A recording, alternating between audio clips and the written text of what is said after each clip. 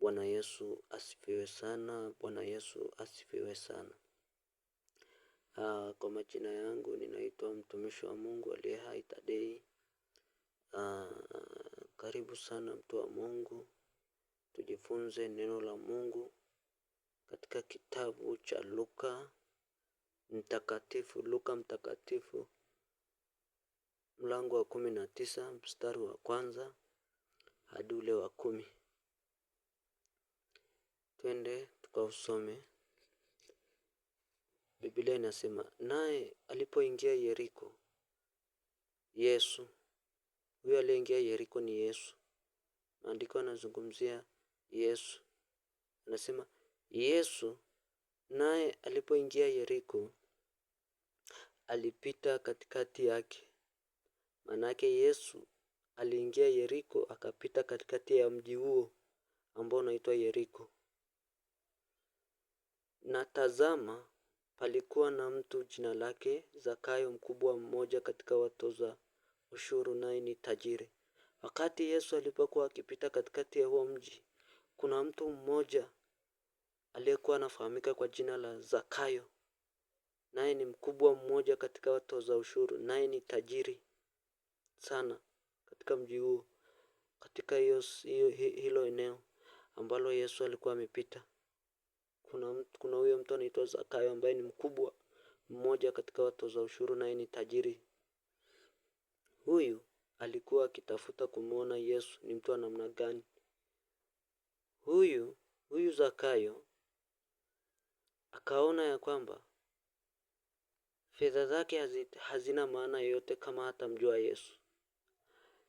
Hela yake haitakuwa na thamani sana kama hatamjua Yesu ni mtu wa namna gani.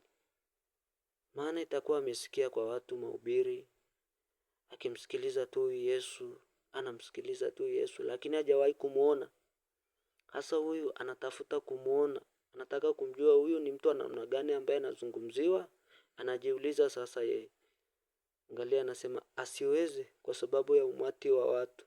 Kwa hiyo alitamani sana kumuona Yesu. Alikuwa na ile kiu ndani yake ya kutamani kumuona Yesu ni mtu wa namna gani.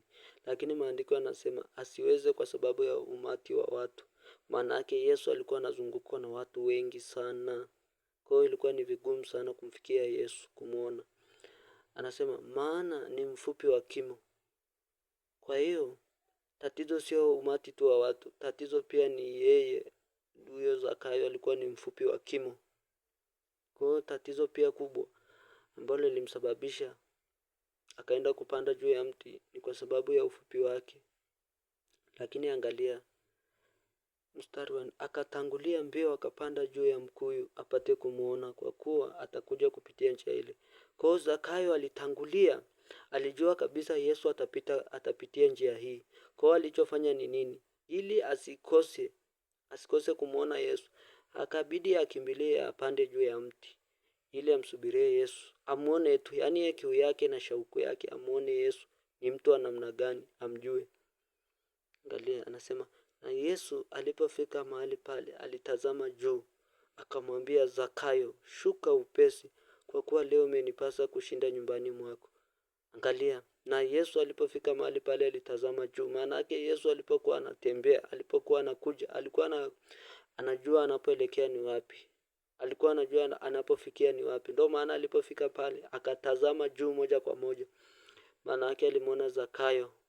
Kwa hiyo Yesu alikuja kumtafuta huyo mtu. Alikuja kwa ajili ya huyo mtu mmoja. Alipita Yeriko kwa ajili ya mtu huyo mmoja. Bwana Yesu asifiwe sana. Yesu anamwambia shuka upesi, kwa kuwa leo imenipasa kushinda nyumbani mwako. Akafanya haraka akashuka, akamkaribisha kwa furaha. Umeona shauku yake ilikuwa muone Yesu, akashuka haraka haraka akamkaribisha Yesu kwa furaha sana. Akamkaribisha nyumbani mwake. Hata watu walipoona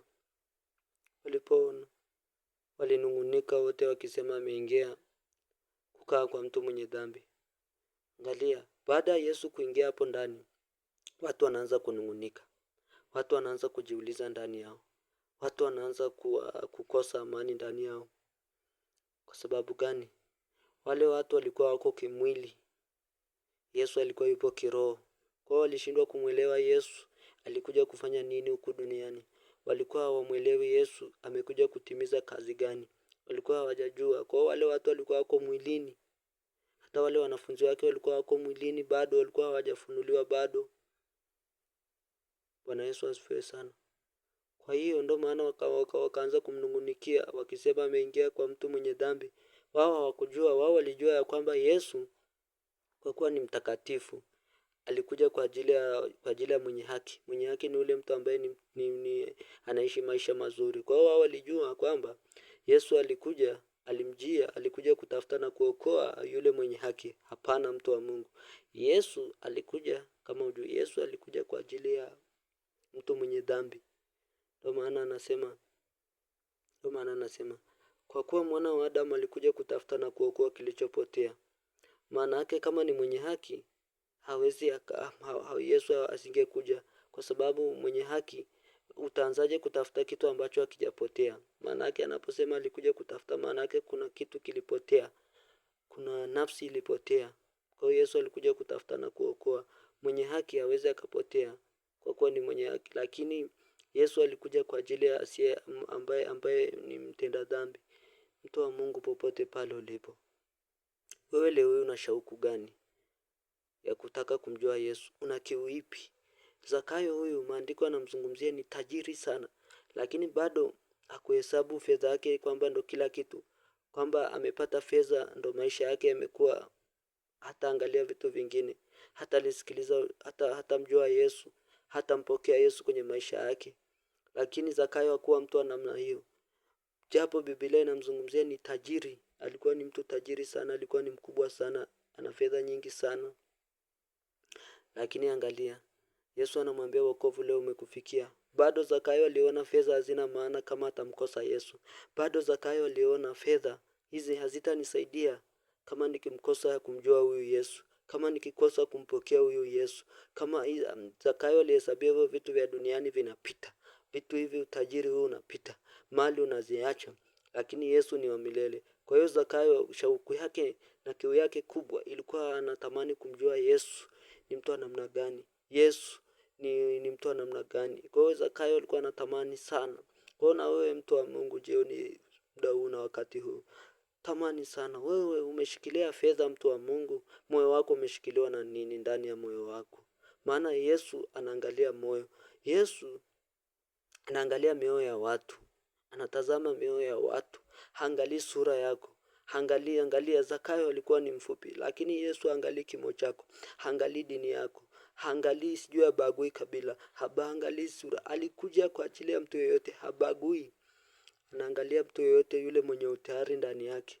Wewe mtu wa Mungu popote pale ulipo, anza kumpa Yesu maisha kama bado hujamjua Yesu.